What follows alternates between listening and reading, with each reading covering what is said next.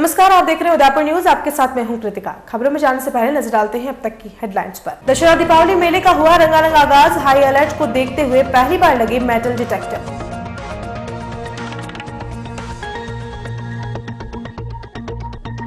Maynard के प्रसिद्ध पशु मेले का हुआ शुभारंभ। हजारों पशु प्रेमी करेंगे शिरकत।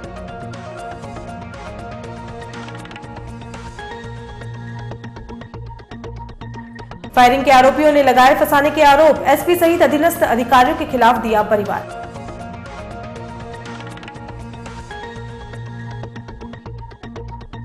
और असम के कामाख्या मंदिर में साल भर लगता है दुनिया भर के श्रद्धालुओं का जमावड़ा। अंबुबाची मेले में सिद्धि पाने के लिए तांत्रिकों और अघोरियों की रहती है बहुलता। और अब खबरें विस्तार से। सबसे पहले बात करते हैं दशहरा दीपावली मेले की। लगातार बढ़ते भारत पाक विवाद के बाद पूरे देश में हाई अलर्ट जारी कर दिया गया। राजस्थान का कश्मीर माने जाने वाले उदयपुर शहर में भी इसको लेकर प्रशासन पूरी तरह मुस्तैद है। हर वर्ष की भांति लगने वाले दशहरा दीपावली मेले में भी नगर निगम और खाकी ने सुरक्षा व्यवस्था चाक चौबंद कर रखी है। मेले के सभी प्रवेश द्वारों पर पहली बार मेटल डिटेक्टर लगाए गए हैं। हर आने जाने वाले की गहनता से तलाशी ली जा रही है। दक्षिणी राजस्थान के संभाग मुख्यालय उदयपुर में 1.5 दशक से नगर निगम की ओर से दशहरा दीपावली मेला आयोजित किया जाता रहा है। पर्यटन नगरी होने के कारण यहाँ पर विदेशों से भी मेहमान मेलार्थी बनकर आते हैं।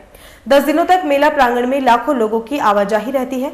ऐसे में पूरी तरह से सुरक्षा का बंदोबस्त करना काफी मुश्किल रहता है। पाकिस्तान से मिलती आतंकी धमकियों के मद्देनजर उदयपुर का नगर निगम भी पूरी तरह से अलर्ट है। पुलिस के बंदोबस्त के अलावा भी निगम ने भी एक सुरक्षा समिति बनाई है जो पूरे मेले में अपनी पैनी नजर लगाए हुए है।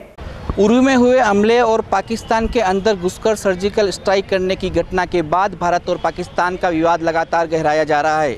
इसी को लेकर पूरे देश में हाई अलर्ट जारी हो चुका है। उदयपुर में भी दीपावली दशहरा मेला 10 दिनों का लगता है और 10 दिनों तक यहाँ पर मेले में लाखों पर्यटक यहाँ पर मेलार्थी बनकर आते हैं। हम आज इसका जायजा लेंगे और बताएंगे कि किस तरह मेले की तैयारी की गई और किस तरह सुरक्षा की दृष्टि से ये मेला बिल्कुल सुरक्षित है। मेरे पीछे मेटल डिटेक्टिव मशीन लगी हुई है। मेले के हर द्वार पर मेटल डिटेक्टिव मशीन लगा रखी है। यहाँ पर हर आने जाने वाले मेलार्थियों को चेक किया जा रहा है और सुरक्षा की दृष्टि से यहाँ पर 1000 से ज़्यादा पुलिसकर्मी लगाए हुए हैं, जिनमें महिला पुरुष दोनों हैं, अंदर गनमैन भी हैं। तो कहीं न कहीं ये बात स्पष्ट होती है कि इस बार का जो मेला है, पहली बार ही यहाँ पर मेटल डिटेक्टिव मशीन लगी और इस बार का जो मेला है पूरी तरह से सुरक्षित है। हम आगे आपको बताएंगे कि किस तरह व्यवस्थाएँ आगे की गई है और अंदर मेले के अंदर जो स्टॉलें लगी हुई हैं, जहाँ पर डोलर झूले लग रहे हैं और जहाँ सांस्कृतिक संध्या होने लगा ली है, वहाँ सुरक्षा की दृष्टि से किस तरह की तैयारी कर रखी है। पूरे देश में हाई जारी है और दशहरा दीपावली मेले को लेकर कितनी सुरक्षा व्यवस्था की गई, महापौर जी हमारे साथ में, महापौर जी से बात करेंगे। महापौर जी, किस तरह की सुरक्षा व्यवस्था की गई है इस बार? इस बार 2-3 व्यवस्थाएं हमने नई जोड़ी है। पहला है जो लगभग 75-80 हमारे होमगार्ड्स रहते हैं, इस बार 150 होमगार्ड्स हमने व्यवस्था में लगाए हैं और इसके साथ CCTV कैमराज ये भी पहली बार इस पूरे मेले में चौकसी के लिए रहेंगे, सब उनकी निगरानी में रहेंगे। साथ साथ हमने जो हमारे 3 प्रवेश द्वार हैं, तीनों में मेटल डिटेक्टर लगाए हैं। कुल मिलाकर जो भी यहाँ नागरिक रहेंगे सारे के सारे कैमरे की निगाह में रहेंगे और इसलिए उनसे निवेदन है कि कोई भी ऐसी हरकत न करे। और वैसे भी ये मेला उनके लिए हम आयोजन करते हैं, हमारे लिए नहीं। तो इसका जो स्वच्छ मनोरंजन हमारा है उसका सपरिवार पधार कर आनंद ले। जिस तरह से भारत पाकिस्तान का विवाद गहरा रहा है और आतंकवादी धमकियां मिल रही हैं और अपने यहाँ पर लाखों देशी विदेशी पर्यटक आते हैं, आप जिस तरह से सुरक्षा की व्यवस्था बढ़ा रहे हैं, तो ये क्या लगता है आपको, माकूल व्यवस्था है इतनी बड़ी पब्लिक के बीच में? जब पहली बार हम कर रहे हैं तो ये निश्चित रूप से आज दिन तक नहीं की मतलब व्यवस्था की है, बहुत बड़ी बात है। अगर हमारी लापरवाही होती तो हम CCTV कैमराज नहीं लगाते, मेटल डिटेक्टर नहीं लगाते। इस बार होमगार्ड के साथ साथ पुलिस व्यवस्था भी हमने बढ़ाई है। और गत मेले का जो हमारा रहा है अनुभव, गत मेले में आपने खुद ने अनुभव किया हो कि एक भी घटना, दुर्घटना या जेब कतरी या झगड़ा कुछ भी किसी मेले में 7 दिन में नहीं हुआ। ये हमारी गतवार की व्यवस्था का प्रमाण है। इस बार तो हमने उसको और ज़्यादा बढ़ाई। इसके अलावा हमारी जो सुरक्षा समिति हमने बनाई है पार्षद लोगों की, उनके जो 10-11 लोग हैं वे भी बराबर इस चौकसी में साथ देंगे उनका। उदयपुर के प्रसिद्ध दशहरा दीपावली मेले में पहली बार सुरक्षा की ऐसी व्यवस्था को देखकर मेलार्थी भी खुद को काफी सुरक्षित महसूस कर रहे हैं। मेले में महिला पुलिस की संख्या भी इस बार काफी ज्यादा है। हर वर्ष यहाँ पर पुलिस की संख्या काफी कम रहती है क्योंकि सबसे शांत माने जाने वाले दुनिया के सबसे खूबसूरत इस शहर में कभी भी अशांति नहीं हुई है। न ही कभी आतंकी गतिविधि यहां पर देखी गई है। पुलिस के आला अधिकारी भी मेले में लगातार चौकसी लगाए बैठे हैं। कंट्रोल रूम बनाया गया है जहां पर मेले की हर गतिविधि का जायजा लिया जा रहा है। मुझे काफ़ी अच्छा लगा यहाँ पे आके, और पहले से काफ़ी अच्छी व्यवस्था है यहाँ की।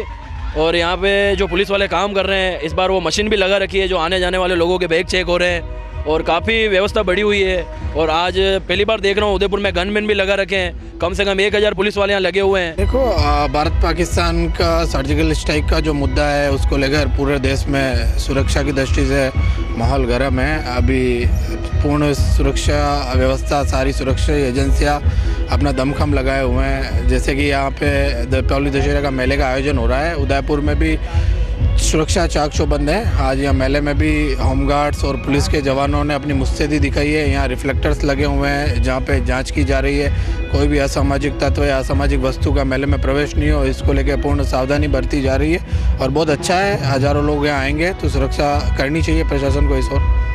10 दिनों तक लगने वाले दीपावली दशहरा मेले के अंतर्गत मेला परिसर में प्रवेश के लिए 3 द्वार हैं। लोग यहीं से आते हैं और यहीं से जाते हैं। यहाँ पर मेटल डिटेक्टर की मशीनें लगाई हुई हैं और पुलिस की जो माकूल व्यवस्था है जो कर रखी है। डिप्टी मुकेश जी हिंगड़ हमारे साथ हैं, उनसे बात करेंगे। आप बताइए किस तरह की व्यवस्था कर रखी है? मेले को 5 सेक्टर में विभाजित किया गया है और सभी सेक्टर के प्रभारी एक उपाधीक्षक रैंक के अधिकारी लगाए हैं। और मेले में अंदर आने के 3 गेट हैं, तीनों पे मेटल डिटेक्टर हमने लगाए हैं। और जो वाहन हैं वीआईपी के, उनके भी पास जारी किए हैं। अंदर भी पूरी तरह से जो है 500 जाब्ता, हमने 500 जने इसमें कुल जाब्ता लगाया पुलिस का। और बारीकी से सभी को हम सारी जगह देख रहे हैं क्योंकि हाई अलर्ट किया हुआ है, तो उसी हिसाब से सारी सुरक्षा चाक चौबंद कर रखी है। 10 दिन का मेला है, यहाँ पर हज़ारों लाखों देशी विदेशी पर्यटक आएंगे, तो आपको क्या लगता है कि जो पुलिस व्यवस्था आपने की गई, जितने पुलिसकर्मी यहाँ पर हैं, वो माकूल है इस पब्लिक को संभालने के लिए? बिल्कुल पर्याप्त जाब्ता हमने यहाँ पे लगाया है। और एसपी साहब ने भी जो है हर वर्ष जो जाब्ता लगता है उससे भी इस बार ज़्यादा यहाँ पे पुलिस फोर्स लगाया है। सतर्कता भी बहुत ज़्यादा बढ़ती जा रही है। छोटी से छोटी जो घटना है उसको बहुत ही गंभीरता से ले रहे हैं। और जो है सभी यहाँ पे मतलब जो है वो जो आएंगे मेले में घूमने, वो पूरी तरह से एंजॉय करेंगे। उनको किसी प्रकार की यहाँ पे असुविधा नहीं होगी, उसका भी हमने ध्यान रखा है। बैठने का भी यहाँ पे नगर निगम ने बहुत ही अच्छी तरह से अरेंजमेंट किया है। पार्किंग की भी बहुत ही अच्छी व्यवस्था यहाँ पे की गई है। तो जिस तरह से आपने देखा महापौर जी और जो पुलिस के अधिकारी ने अपने को बताया कि यहाँ पर पुलिस की सुरक्षा व्यवस्था बिल्कुल सही है। मेटल डिटेक्टिंग मशीनें यहाँ पर लगी हुई है, तो कहीं न कहीं ये कहा जा सकता है कि यहाँ की खाकी और यहाँ का प्रशासन पूरी तरह से तैयार है। कोई भी मेलार्थी यहाँ पर अपने को असुरक्षित नहीं समझेगा। उदयपुर में ईएनटी सोसाइटी द्वारा राज्य स्तरीय सेमिनार का आयोजन किया। इस सेमिनार में भाग लेने के लिए फ्रांस और स्पेन से ईएनटी चिकित्सा के स्पेशलिस्ट भी उदयपुर आए। फ्रांस के डॉक्टर्स ने राजस्थान में निःशुल्क दवा और इलाज योजना को और बेहतर बनाने की जरूरत बताई। 37वीं वार्षिक राज्य स्तरीय ईएनटी कॉन्फ्रेंस राज आइकॉन 2016 उदयपुर में आयोजित हो रही है। इस कॉन्फ्रेंस के दूसरे दिन शनिवार को होटल एम्बियंस में देश विदेश से आए ईएनटी विशेषज्ञ मौजूद रहे। कॉन्फ्रेंस के पहले दिन गीतांजलि हॉस्पिटल में माइक्रो हाइब्रिडर नेविगेशन तकनीक से किए गए लाइव ऑपरेशन दिखाए गए। राज्य स्तरीय कॉन्फ्रेंस को उदयपुर ईएनटी सोसाइटी और गीतांजलि मेडिकल कॉलेज द्वारा आयोजित किया जा रहा है। इस कॉन्फ्रेंस में आज ईएनटी चिकित्सा से जुड़ी नवीनतम तकनीकों पर विस्तार से चर्चा की गई। वहीं देश विदेश से आए प्रमुख विशेषज्ञों ने भी अपने ज्ञान को सभी के साथ साझा किया। कॉन्फ्रेंस में फ्रांस और स्पेन के अलावा भारत के कई राज्यों के करीब 150 ईएनटी चिकित्सक भाग ले रहे हैं। लाइव ऑपरेशन के दौरान कॉक्लियर इम्प्लांट के साथ कान के पर्दे, कान में सड़न, नाक का कैंसर, नाक से मस्से आदि के दूरबीन से ऑपरेशन कर दिखाए गए। इस दौरान सर्जरी को माइक्रो हाइब्रिडर एवं 3 आयाम वाली नवीनतम नेविगेशन तकनीक का इस्तेमाल किया गया। आयोजकों का मानना है कि यह कॉन्फ्रेंस ईएनटी क्षेत्र में काम करने वाले चिकित्सकों को नवीनतम तकनीकों से अवगत कराते हुए बेहतर चिकित्सा सुविधा मुहैया कराने में सक्षम होगी। ये हमारे स्टेट की 37th एनुअल कॉन्फ्रेंस है। हमारी एसोसिएशन ऑफ ओटोलैरिंगोलॉजिस्ट ऑफ इंडिया की राजस्थान ब्रांच के बैनर के तले ये कॉन्फ्रेंस हर साल आयोजित की जाती है। इसमें हमारे स्टेट के और बाहर के और विदेश के भी गेस्ट आते हैं और सब आपस में इंटरेक्शन करते हैं। जो भी नई कोई रिसर्च होती है, नए तरह के ऑपरेशन होते हैं या फिर जो नई रिसर्च जो होती है वो उससे हमारे जो नए बच्चे हैं, रेजिडेंट डॉक्टर्स है और फील्ड में पेरीफेरी में जो डॉक्टर्स हैं वो काफ़ी कुछ इससे सीखते हैं और इससे काफ़ी उनको फ़ायदा पहुंचता है। इस कॉन्फ्रेंस का मकसद है कि हर साल हम राजस्थान में एक ENT कॉन्फ्रेंस करते हैं स्टेट ब्रांच का, तो उसमें बहुत सारे ENT सर्जन्स आते हैं। हम बाहर से सर्जन्स को कॉल करते हैं और वो अपने एक्सपीरियंसेस शेयर करते हैं। जो लीडिंग ENT सर्जन्स हैं, अभी इसमें भी हमारे पास बहुत लीडिंग ENT सर्जन्स हैं जो यहाँ पर आए हुए हैं और वो सब अपनी टेक्निक्स वो कैसे करते हैं और यंग जनरेशन कैसे उनसे सीख सकती है उसके बारे में बताया जाता है। हमारा कल पूरा सेशन जो था वो सर्जिकल सेशन था, तो उसमें हमने करीब 8 लाइव सर्जरीज डेमोन्स्ट्रेट किए। 2 कान के कॉक्लियर इम्प्लांट के बारे में, जो बच्चे जन्म से गूंगे बहरे होते हैं उनके कान में एक आर्टिफिशियल इम्प्लांट लगाया जाता है, तो वो आर्टिफिशियल इम्प्लांट कल 2 सर्जरीज हमने आर्टिफिशियल इम्प्लांट के किए और उसके अलावा नाक की सर्जरीज करी, कान की सर्जरीज करी। तो ये सब लाइव दिखाया गया। तो राजस्थान से जो डॉक्टर्स आए थे वो उन्होंने पूरा लाइव देखा इस सर्जरी को और अपने एक्सपीरियंसेस शेयर किए और नई तकनीक की जानकारी तो नेचुरली मिलती ही है। या उनको किस तरह से फायदा होता है इसमें? जो लेटेस्ट टेक्निक्स है वर्ल्ड में, जैसे हमारे पास फ्रांस से डॉक्टर बबेर आए हैं और स्पेन से डॉक्टर कार्लोस आए हैं, पेड्रो कार्लोस, तो वो लोग वहाँ पे जो पूरे वर्ल्ड में जो टेक्निक्स चल रही है तो वो यहाँ पे शेयर करते हैं। हम लोग सब जगह नहीं जा सकते तो वो लोग आते हैं।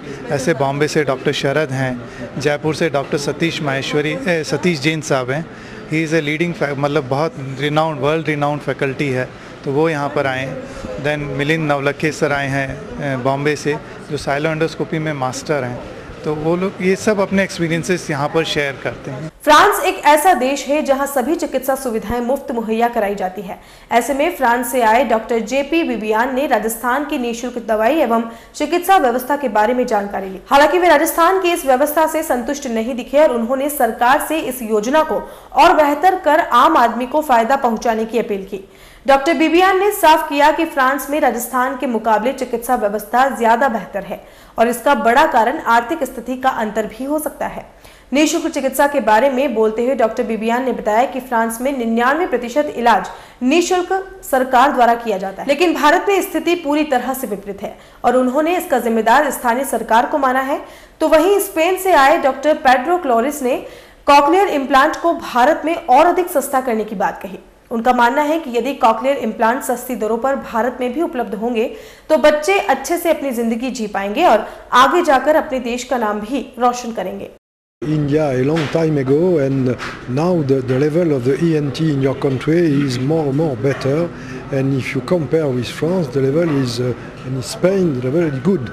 The problem of our country is that the technical investigation is not on the top because the economic situation. And about the cochlear implant, Professor Claros speak about that. Between where? Between Rajasthan and medical services and France system. Yes, it's not the same because in France, like in Spain, the medical organization is free for 99% of the family and the person. In your country, it is more complex because some of technical surgery are not in charge of the government. That is why the level of the patient in France is better than your country. And, how can it be? And I hope that in the future you will be able like in France. In reality, the cochlear implant has been the most important advantage in the last years. And point of view hearing and speech therapy is very important.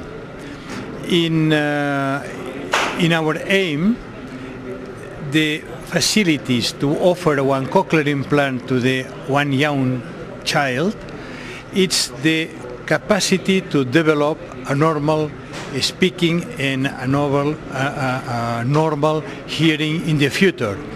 That means that if you invest in a clever child, you win a lot of money and you win a lot of the important brains. And for the reason I think that the government must invest in this program in India, in all the world, because that is the future of this. One profound deaf child is, if you want, a handicap human being, and his level and his consideration, it's not excellent. But on the other hand, if you offer this opportunity, that you give a beautiful, marvelous gift in the future. हर साल होने वाले ENT विभाग की इस conference में नई तकनीकों पर चर्चा होती है और इसमें शामिल होने वाले ईएनटी विभाग के वे नए प्रयोगों को अपने अपने क्षेत्र में जाकर उपयोग करते हैं। खेरवाड़ा में शुक्रवार को एवन टीवी के रिपोर्टर राजेंद्र मीणा के साथ हुई मारपीट को लेकर शनिवार को राजेंद्र मीणा एसपी से मिलने कलेक्ट्रेट पहुंचे, लेकिन एसपी साहब के न मिलने पर उदयपुर न्यूज से न्याय की गुहार लगाई। मारपीट के आरोपियों को जल्द से जल्द पकड़कर प्रशासन से कार्रवाई की मांग की गई। गौरतलब है कि शुक्रवार को एवन टीवी के पत्रकार राजेंद्र मीणा को सूचना मिली थी कि कागदर स्थित देवनारायण होटल के पीछे नकली दूध बनाने का काम चल रहा है। इस पर राजेंद्र मीणा खबर करने के लिए पहुंचे। इस दौरान बोलेरो गाड़ी में 2 पुलिसकर्मी और उनके साथी आए और पकड़ लिया। राजेंद्र से कैमरा, मोबाइल छीन लिया गया और मारपीट कर जान से मारने की धमकी दी गई। इस पूरे मामले पर राजेंद्र का कहना है कि इस मामले में स्थानीय पुलिस की मिलीभगत होने से खेरवाड़ा थाने में रिपोर्ट दर्ज नहीं कराकर सीधे एसपी साहब को पूरे मामले से अवगत कराना था। मेरा नाम राजेंद्र कुमार मीणा है। खेरवाड़ा एवन टीवी से प्रेस रिपोर्टर हूँ मैं, और मेरा कागदर महादेव होटल के पीछे सुबह 21 तारीख को सूचना मिली थी कि यहाँ डुप्लीकेट दूध और डीजल का कार्य किया जाता है। तो फिर मैं वहाँ पहुँचा। पहुँचने के बाद मैंने वहाँ वीडियो शूटिंग उतारना चालू कर दिया। वीडियो शूटिंग उतार रहा था, इतनी देर में एक बोलेरो गाड़ी आई। बोलेरो गाड़ी में 2 पुलिसकर्मी थे और जो केमिकल का काम करते हैं डुप्लीकेट दूध का, वो साथी साथ में थे। फिर मेरे को वहाँ पकड़ लिया। पकड़ने मेरे से कैमरा और मोबाइल छीन लिया और मेरे साथ मारपीट चालू कर दी। मारपीट चालू करके फिर बोले कि जिंदा जला देंगे पेट्रोल से, इनके कार पे छिड़का। फिर मैं भागा। फिर वहाँ 2 रिपोर्ट लिखवाऊँ किसी थाना में, वहाँ तो पुलिसकर्मी साथ में दिखे, इसलिए मैंने वहाँ रिपोर्ट नहीं लिखवाई और मैं सीधा उदयपुर पहुँचा। एसपी साहब से मिलूंगा। एसपी साहब से 2 दिन के लिए मिलने के लिए घूम रहा हूँ, पर एसपी साहब मेरे से मिल नहीं पा रहे हैं। शहर के अशोकनगर रोड स्थित क्यूरियस किड्स स्कूल के अभिभावक मंडल ने हाल ही में स्कूल के प्रिंसिपल अभय जैन पर एक बच्चे के साथ हुई मारपीट के आरोपों को निराधार बताया है। अभिभावक मंडल ने इस पूरे मामले में मीडिया के सामने शनिवार को इस पहलू का दूसरा पक्ष रखा। इस मामले को लेकर स्कूल के अभिभावक मंडल द्वारा प्रेस वार्ता का आयोजन किया गया, जिसमें मंडल के संयोजक विनोद बोहरा ने पत्रकारों को बताया कि स्कूल की पहली कक्षा में पढ़ने वाले रुद्राक्ष सेन की माता और मामा अंकित मेहता ने स्कूल प्रिंसिपल अभय जैन पर जो भी आरोप लगाए हैं वो सभी आरोप किसी व्यक्तिगत द्वेषता के चलते लगाए गए हैं। बच्चे के अभिभावकों को बच्चे के हितों के लिए बनाए गए नियम और कानूनों से बेहद परेशानी थी, जिसके कारण कई बार स्कूल प्रबंधन से भी बहस हुई। कई बार पेरेंट्स मीटिंग में भी रुद्राक्ष की शैक्षणिक गतिविधियों के बारे में उसके अभिभावकों को जानकारी देते हुए पढ़ाई में सुधार करवाने के लिए ज्यादा ध्यान देने की बात भी कही गई थी। हालांकि बच्चे के अभिभावकों द्वारा तथाकथित मारपीट की घटना के बाद कराई गई मेडिकल जांच में बच्चे को चांटा मारने या स्केल से मारने जैसी कोई बात सामने नहीं आई। गौरतलब है कि क्यूरियस किड्स स्कूल की पहली क्लास में पढ़ने वाले रुद्राक्ष सेन की माता और मामा ने स्कूल प्रिंसिपल अभय जैन पर रुद्राक्ष को बेरहमी से मारने को लेकर 17 अक्टूबर को सुरजपोल थाने में शिकायत दर्ज कराई थी, जिस पर समाचार पत्रों में खबर छपने के बाद बाल कल्याण समिति और जिला शिक्षा अधिकारी ने संज्ञान लेते हुए स्कूल स्टाफ और बच्चों के बयान भी लिए थे एवं अपनी रिपोर्ट उच्च अधिकारियों को भेजी गई थी। मामले के 5 दिन बाद स्कूल के अभिभावक मंडल ने मीडिया के सामने आकर अपना पक्ष रखा और इस मारपीट को तथाकथित बताते हुए इसे सिरे से खारिज किया। तो उस केस में रिवीजन किसी और के ऐसा नहीं कि एक ही बच्चे के साथ लगा, तो उन्होंने बाकी सारे पेरेंट्स कुल मिलाकर के 30 बच्चों की क्लास है ये 26 मेरे से जब ये सुना कि 25 दिनों के अंदर इनका स्टेटमेंट था भरी मीटिंग के अंदर 26 पर कि आपकी वजह से मेरे बच्चे को मैंने 25 दिन तक रोज पीटा है। ये जो हमने प्रेस वार्ता आयोजित की है, ये जो पिछले कुछ दिनों में प्रेस में स्कूल के बारे में कुछ बातें छपी है, छात्र के साथ दुर्व्यवहार होने के बारे में, उसी को देखते हुए ये अभिभावक मंडल को ऐसा लगा कि एक पक्ष जो है मीडिया के सामने आया है बच्चे का, तो दूसरा पक्ष भी मीडिया को बताया जाए। निर्णय जो है वो मीडिया करे कि क्या सच है क्या गलत है। और यहाँ जो अभी लोग बैठे हैं जिन्होंने आपके सबके सामने अपने एक्सपीरियंस शेयर किए, बहुत सारे लोग ऐसे जिनके पहला बच्चा पढ़ चुका है, निकल चुका है, दूसरा बच्चा आज उसी स्कूल में पढ़ रहा है और जो इस स्कूल के बच्चे उसमें यहाँ पे स्कूल में उन बच्चों का सर्वांगीण विकास होता है। बहुत सारी एक्टिविटीज़ होती है। बच्चों को पिछले ही साल का अगर हम देखें तो सिक्किम के 15 दिन के लिए टूर ले जाया गया, जिसमें छोटे से लेकर बड़े बच्चे सभी गए थे। और जो बच्चे जब आए और उनसे ये पूछा गया कि तुमको घर चलना है या वापस जाना चाहते हो टूर में, कहीं और ले जाए, तो सभी बच्चे सर के साथ हो गए कि हम लोगों को वापस टूर में लेके चलो, हमें जाना है। 15 दिन बच्चे अपने माता पिता से दूर रहे, फिर भी बच्चों को कभी ये याद नहीं है। और इस 15 दिन के जो ये दौरान था, केवल 3 या 4 बार फ़ोन पे बात हो पाई, लेकिन उसके बाद भी कभी छोटे छोटे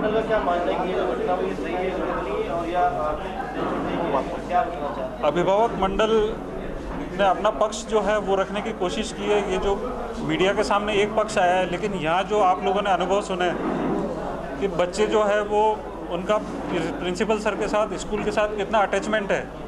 और जब बच्चों से ये पूछा हमने कि क्या वाकई में पिटाई होती है या सर डांटते हैं मारते हैं, तो जैसे मेरा बेटा है वो कहता है कि सर तो ये गाल जो है वो जब आते हैं ना तो ऐसे ऐसे करके प्यार करते हैं, क्लास में जब आते हैं तो अप्रिशिएट करते हैं, और लगभग हर हफ्ते में एक बार सर एक क्लास में जाते हैं।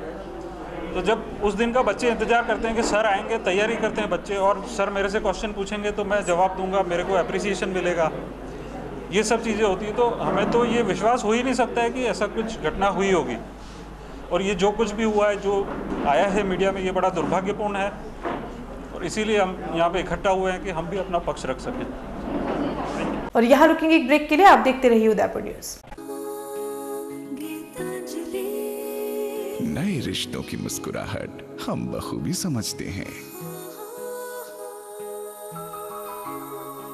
भरोसे के हर इम्तिहान में हम खरे उतरते हैं।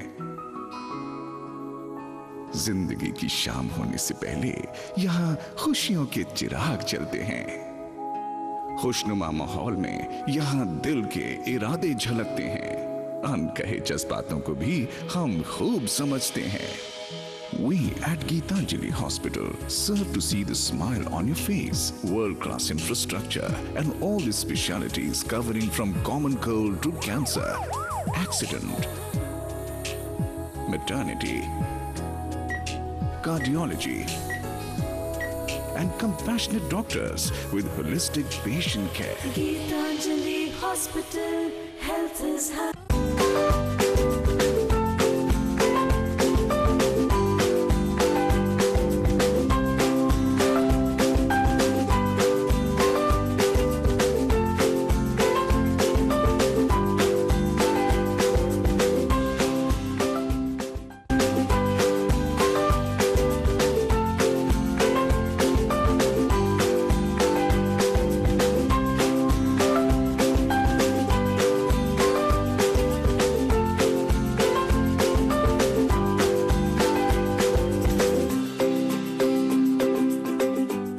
हमारे यहाँ पर टेक्समो ब्रांड की पानी की motor, borewell motor, water pump, waterproof motor एवं पंप सभी साइज एवं सभी तरह की मोटरें उपलब्ध हैं। संपर्क महादेव एंटरप्राइजेस, मेवाड़ मोटर की गली, Arman complex, Udaipur, Udaipur. Call it 0294241426 और 9414122221। Biggest multi-brand store of Udaipur, Raja Sahib Excel, ladies, gents and kids, all garments.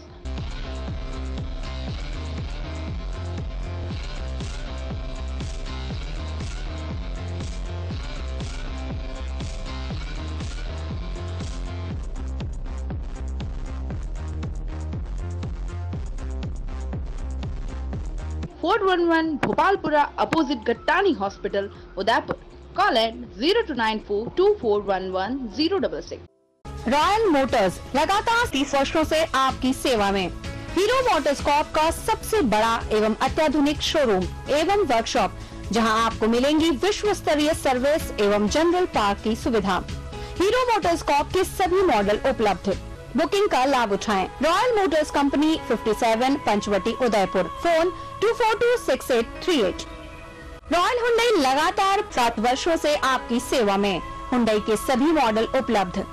Booking का लाभ उठाएं। आइए अपनी पसंद का मॉडल ले जाइए। एक्सचेंज व फाइनेंस सुविधा उपलब्ध। अधिकृत विक्रेता रॉयल हुंडई 15A ट्रांसपोर्ट नगर, गोवर्धन विलास, बाईपास के नजदीक, उदयपुर। फोन 26404552। मनामा मोटर्स लगातार 24 वर्षों से आपकी सेवा में। शहर के मध्य हीरो मोटरकॉर्प का सबसे भव्य एवं विस्तृत शोरूम व वर्कशॉप, जहां आपको मिलेगी अपने हीरो पर विश्व स्तरीय सर्विस एवं जनरल पार्ट की सुविधा। हीरो मोटरकॉर्प के सभी मॉडल सभी रंगों में उपलब्ध। सर्व सुविधा युक्त वर्कशॉप एवं शोरूम हुसैन मुस्तफा की देखरेख में। बुकिंग का लाभ उठाएं। मनामा मोटर्स BN कॉलेज के सामने, उदयपुर।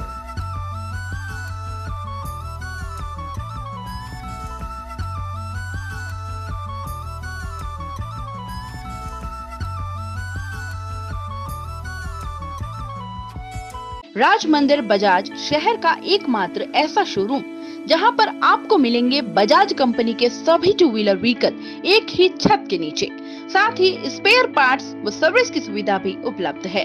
बजाज प्लेटिना त्योहारों के सीजन पर 0% फाइनेंस पर उपलब्ध है। एडवांस बुकिंग हेतु संपर्क करें। राज मंदिर बजाज, पारस चौराहा, sector 11, Udaipur. Call at 0294 248 5552। Ready to race KTM, अब रफ्तार को दीजिए टक्कर। क्या आप चाहते हैं कि आपकी 2 व्हीलर बाइक औरों से हटकर हो, शहर की सड़कों पर तेज गति से दौड़े, तो ले आए KTM कंपनी की बाइक्स।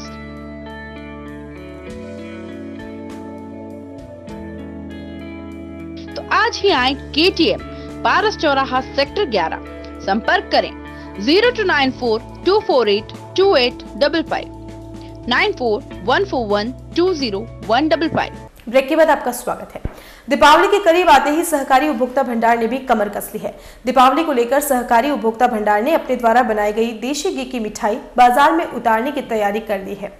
उपभोक्ता भंडार के महाप्रबंधक आशुतोष भट्ट ने बताया कि हर वर्ष की भांति इस वर्ष भी सहकारी उपभोक्ता भंडार की ओर से निर्मित मिठाइयां उपलब्ध रहेंगी। इस वर्ष उपभोक्ता की ओर से 6 प्रकार की मिठाइयां हैं, जिसमें काजू कतली, सोन पपड़ी, मक्खन बड़े, शुगर फ्री, बेसन चक्की और ड्राई फ्रूट्स कचड़ा भी मुख्य है।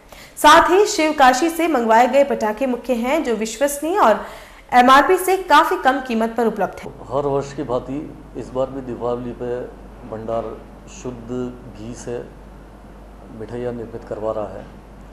और हमेशा जिस तरह से उदयपुर के ग्राहकों का, जनता का सहयोग रहता है, इस बार भी हम 6 तरह की मिठाइयाँ बना रहे हैं।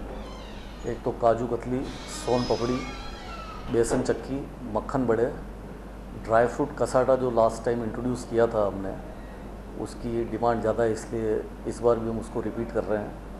साथ ही इस बार हम शुगर फ्री मिठाई भी जनता के लिए उपलब्ध कराएंगे। इसके अलावा पटाखे हमने MMT पटाखे कॉक ब्रांड और आयन ब्रांड के डायरेक्ट शिवकाशी से हमने मंगवाए हैं, जिससे ये जनता को 80 से 90% बिलो MRP पटाखे उपलब्ध होंगे, अच्छी क्वालिटी के। MMTC के शुद्ध चांदी के सिक्के भी जनता के लिए उपलब्ध होंगे। मिठाई में किस तरह की मिठाई है? सब मिठाई में काजू कतली है, सोन पपड़ी है, बेसन चक्की है, मक्खन बड़े हैं, ड्राई फ्रूट कसाटा है और शुगर फ्री है। ये 6 तरह की मिठाई हम बनवा रहे हैं। मेनार में शनिवार को पशु मेले का उद्घाटन हुआ। मेले का उद्घाटन जिला प्रमुख शांतिलाल मेघवाल ने किया। अमामाता पशु मेला आयोजन समिति के मेला प्रभारी एवं उप सरपंच शंकरलाल मेनारिया ने बताया कि इस बार मेले को भव्य एवं विराट स्वरूप देने के लिए प्रबंधन कमेटी ने पूरी तैयारी की है। गांव के मुख्य मार्गों पर जगह जगह सुंदर एवं भव्य विशालकाय स्वागत द्वार भी बनाए गए हैं। समूचे मार्ग की बिजली की लड़ियों से सजाया गया है, जो रात्रि के समय अद्भुत छटा बिखेरती है। मेला प्रभारी ने उदयपुर न्यूज के संवाददाता लोकेश मिनारिया को जानकारी देते हुए बताया कि इस अंबा माता पशु मेला ऐतिहासिक एवं भव्यता की सभी कसौटियों का एक कीर्तिमान स्थापित करेगा। वहीं मेले की सुरक्षा को लेकर पुलिस बल, स्वयंसेवकों की पूरी फौज तैनात रहेगी, जो मेले की एक एक गतिविधियों पर नजर रखेगी।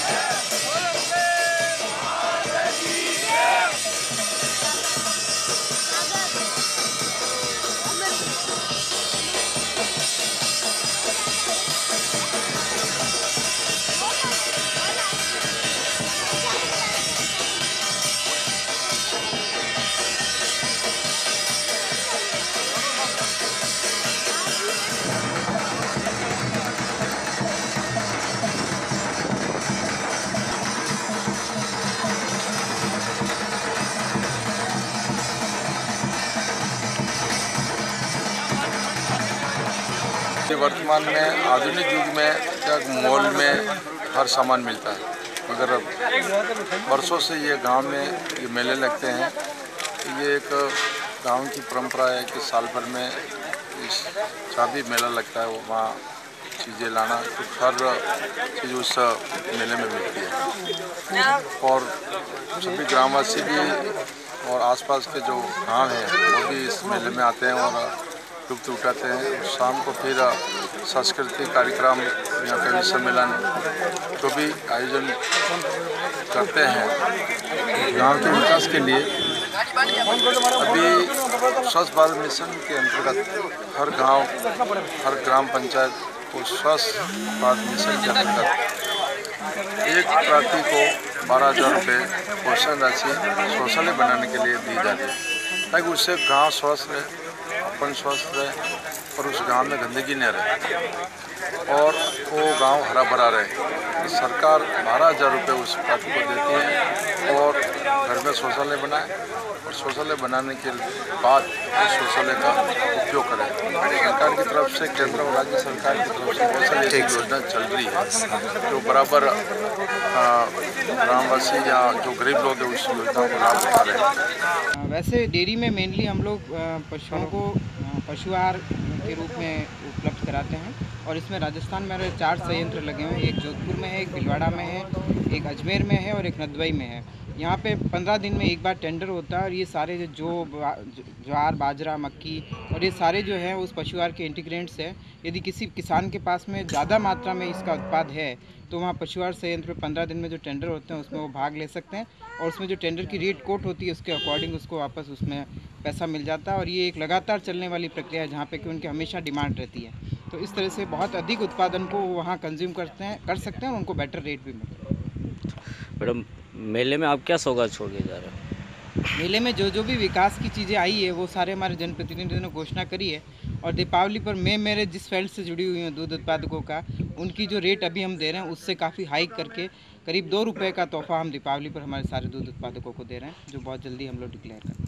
आयड स्थित श्वेतांबर मंदिर में सरल मना मुनि ध्येय सागर के कर कमलों से शुल्क सागर की जैनेश्वरी मुनि दीक्षा समारोह शुरू हुआ। समारोह के पहले दिन पंचामृत अभिषेक हुआ। 108 कलशों से श्रीजी पर लघु शांति धारा हुई। उपाध्याय अनुभव सागर के प्रवचनों के बाद चंद्रप्रभा दिगंबर जैन मंदिर से श्वेतांबर जैन मंदिर तक जुलूस निकाला गया। 48 मंडलों के साथ गणधर विलय विधान के बाद सांस्कृतिक कार्यक्रम हुआ। रविवार को दीक्षा समारोह आयोजित हुआ। आपके मंडप के नीचे नारियल रखते हैं।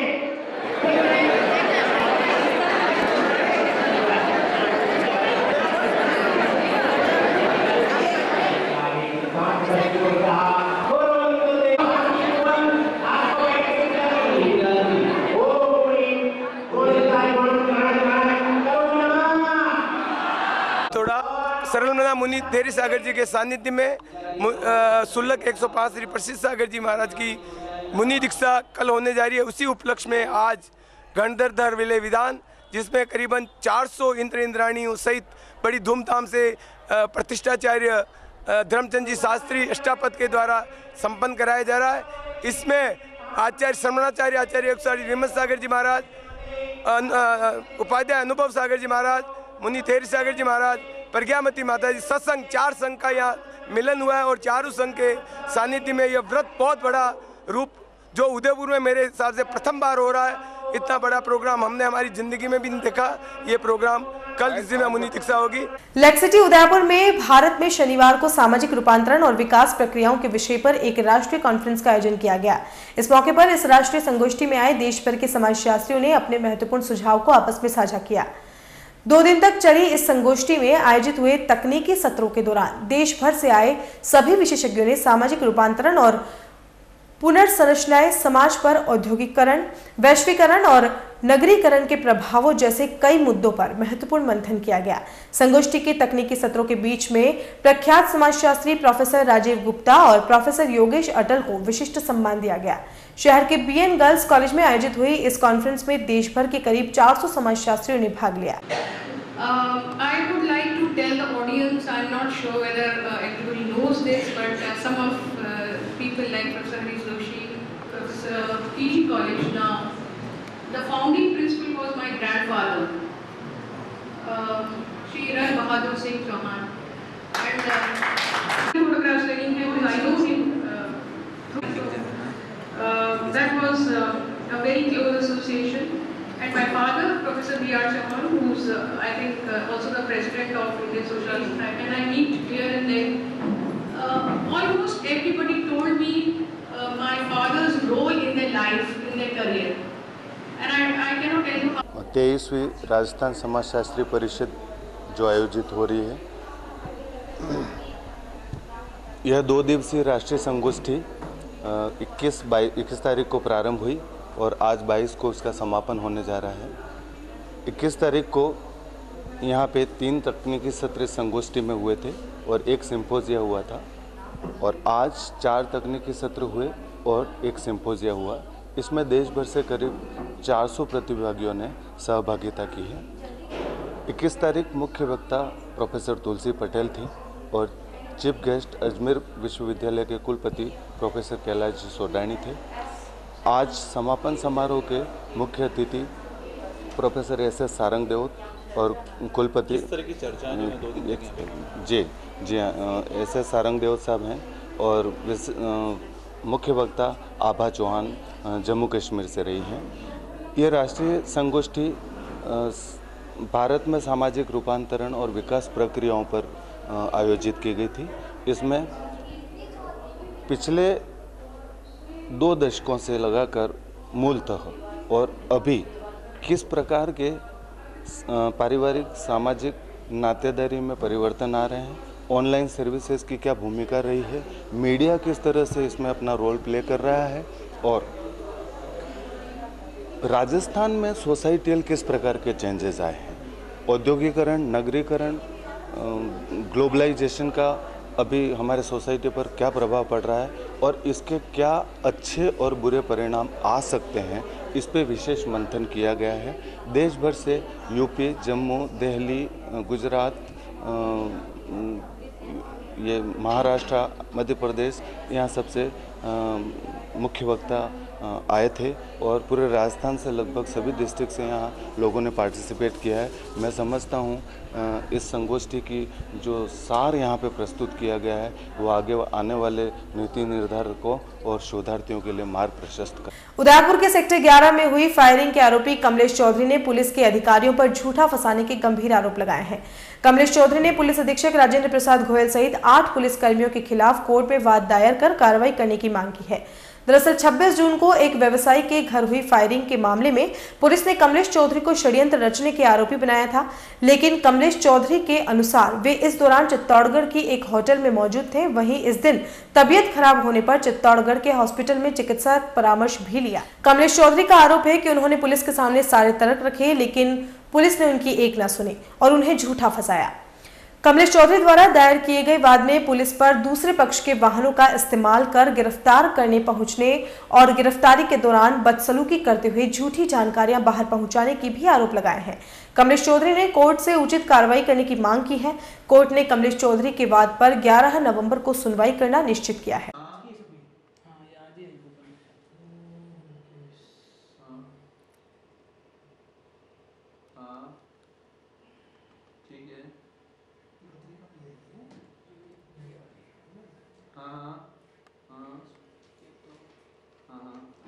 मेरा पिताजी स्वर्गीय श्री प्रेम सिंह जी चौधरी के देहांत के पश्चात में उनके साझेदार महेंद्र अग्रवाल और मनीष गुप्ता, जो कि GR इंफ्रा प्रोजेक्ट कंपनी के मालिक हैं, उन लोगों ने मेरे पिताजी के देहांत के बाद में उनके हिसाब को लेकर धोखाधड़ी की। इस विषय को लेकर हमारे बीच में मनमुटाव चल रहा था। इसी बीच उनके ऊपर किसी ने फायरिंग की, जिसका ब्लेम वो मेरे ऊपर लगाते हैं, जो कि सरासर गलत है। इस विषय पे SP और एडिशनल SP ने गैर कानूनी कार्रवाई को अंजाम दिया है, जो कि जिस विषय को लेकर मैंने कोर्ट में परिवाद पेश किया है और जिसकी सुनवाई 11 तारीख को कोर्ट ने। जब वो घटना हुई थी उस समय मैं चित्तौड़ में था। मेरे मोबाइल लोकेशन और सारा उस समय मेरे पास है, उसके प्रूफ है मेरे पास में। इसके अलावा झुंझुनू से जब आपको गिरफ्तार किया था तो गाड़ी आपकी प्रयोग में ली गई थी क्या पुलिस द्वारा? हाँ, पुलिस द्वारा GR इंफ्रा प्रोजेक्ट की ही गाड़ी कंपनी की ही गाड़ी इस्तेमाल ली गई है। आपने कोर्ट में इस्तीफा में क्या कहा है? मैंने ये कहा है कि इन लोगों ने मेरे साथ में मारपीट करते हुए गैरकानूनी कार्रवाई को अंजाम दिया है। किस तरह की गैरकानूनी कार्रवाई हुई?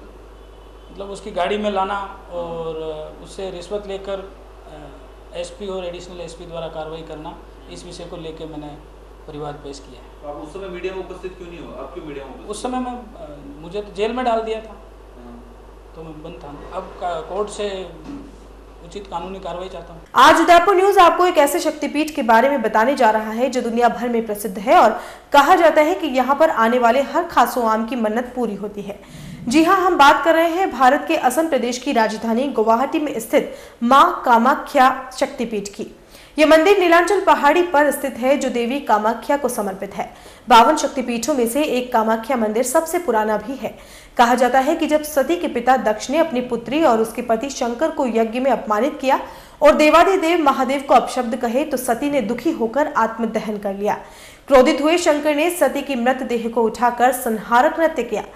तब सती के शरीर के 52 हिस्से अलग अलग जगह पर गिरे जो 52 शक्तिपीठ कहलाए। कहा जाता है कि सती का योनि भाग गुवाहाटी की नीलांचल पहाड़ी पर गिरा। उसी दिन से इस स्थान को कामाख्या मां के नाम से जाना जाता है। इस मंदिर के गर्भगृह में योनि के आकार का एक कुंड है जिसमें से जल निकलता रहता है। यह स्थान योनि कुंड कहलाता है। यह योनि कुंड लाल कपड़े व फूलों से ढका रहता है। इस मंदिर में हर वर्ष अंबुबाची मेले का आयोजन किया जाता है। इस मेले में देश भर के तांत्रिक और अघोरी हिस्सा लेते हैं। ऐसी मान्यता है कि अंबुबाची मेले के दौरान मां कामाख्या रजस्वला होती है और इन 3 दिन में योनि कुंड से जल प्रवाह की जगह रक्त प्रवाह होता है। इन दिनों में मंदिर के इस भाग को पूरी तरह से बंद रखा जाता है। अंबुबाची मेले को कामरूपों का कुंभ भी कहा जाता है। देश का एकमात्र मंदिर होगा जहां रोजाना पशु बलि होती है, जिनमें एक भैंसा और एक बकरा शामिल होता है। मां कामाख्या देवी मंदिर में रोजाना पूजा के अलावा भी साल में कई बार कुछ विशेष पूजा का आयोजन होता है। इसमें पोहन बिया, दुर्गा ड्यूल, वसंती पूजा, मडान ड्यूल, अंबुवाकी के साथ मनसा दुर्गा पूजा प्रमुख है। वैसे सती के शरीर का एक हिस्सा पाकिस्तान में भी गिरा था जिसे हिंगलाज माता के नाम से भी जाना जाता है। पाकिस्तान में हिंदू मुस्लिम दोनों समुदाय इस शक्तिपीठ की पूजा अर्चना करने पहुंचते हैं। पाकिस्तान के मुस्लिम भाई बहन इसे नानी जी का हज कहते हैं। यहाँ जो सती माता का जो शंकर जी का लड़की था, सती माता का पिताजी शंकर जी एक जग पता था। जग में उसको निमंत्रित नहीं किया शंकर जी को। वो जग में शंकर जी निमंत्रित बिना गया था वो जग में। तब उसको सती माता को अपमान हुआ। तब सती जी ने अपना शरीर को मतलब वो जो जग का अग्नि है उसको विसर्जन कर दिया। तब शंकर जी उसको शरीर को लेके सारा विश्व ब्रह्मांड परिक्रमा लगाया। शिव जी पागल हो गया। तब सब देवता लोग ने सोचा सृष्टि का क्या होगा, शंकर जी ऐसा करेगा। तब सुदर्शन से विष्णु भगवान ने सुदर्शन से माता जी को डेड बॉडी को 51 पार्ट में 52 पार्ट हुआ। एक पीठ पाकिस्तान में गिरा है, हिंगलाज बोल के एक वहाँ पे मंदिर है, वहाँ पे गिरा है। और इंडिया में 51 पार्ट हुआ है। यहाँ सती जी का माँ का जहाँ से हम लोग का जन्म स्थान है यहाँ पे गिरा है। वहाँ नीचे माँ का पिंडी रूप में माँ है। 3 पिंडी है, माँ काली, महालक्ष्मी, महासरस्वती माता जी का। यहाँ साल में एक बार देवी जी का रजस्वला होता है। उसमें देवी जी का पानी अपने आप लाल हो जाता है। उस टाइम में मंदिर बंद होता है। लाखों आदमी आता है इधर माँ का दर्शन करने के लिए। यही माँ का यहाँ का इतिहास है। और यहाँ पर पूजा करने के लिए किस तरह की पूजा होती है? पूजा का यहाँ पे सुनिए, यहाँ पे पूजा होता है माता जी का पंचमकार से पूजा होता है। माता जी का यहाँ तंत्र पीठ है, ये तांत्रिक पीठ है। यहाँ पे देवी जी का तंत्र से पूजा होता है। पूजा में आपको यहाँ पे बलि बिना माता जी का पूजा नहीं होता है। सुबह में भी मंदिर खुलने का पहले में माँ का बलि दिया जाता है, उसका बाद मंदिर खुलते हैं। यहाँ जो जीव को जो बलि देता है ना, उसको पूरा संस्कार किया जाता है। वो जीव को पूरा शरीर का अंग पतंग सब कुछ संस्कार किया जाता है। उसका बाद में जीव का वो जो गर्दन है, गर्दन का अंदर ले जाते देके उसको आग लगा के माँ का वहाँ पे संस्कार किया गया, क्योंकि वो पशु जुनी से मुक्ति के लिए यहाँ पे पूजा होता है। उसका बाद में यहाँ हवन होता है, यहाँ कुमारी पूजन होता है। यहाँ का मेन पूजा वही है। और आपकी पूजा की विधि क्या होती है? यहाँ पे तंत्र से पूजा होता है। जो पूजा का विधि है ना तांत्रिक पद्धति से होता है, कोल्लो तंत्र से यहाँ पे। और चलते चलते एक बार फिर से नजर डालते हैं अब तक की हेडलाइंस पर। दशहरा दीपावली मेले का हुआ रंगारंग आगाज, हाई अलर्ट को देखते हुए पहली बार लगे मेटल डिटेक्टर।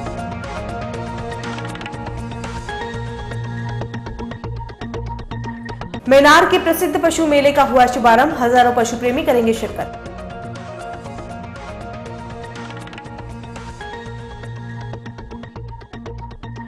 फायरिंग के आरोपियों ने लगाए फंसाने के आरोप, एसपी सहित अधीनस्थ अधिकारियों के खिलाफ दिया परिवार।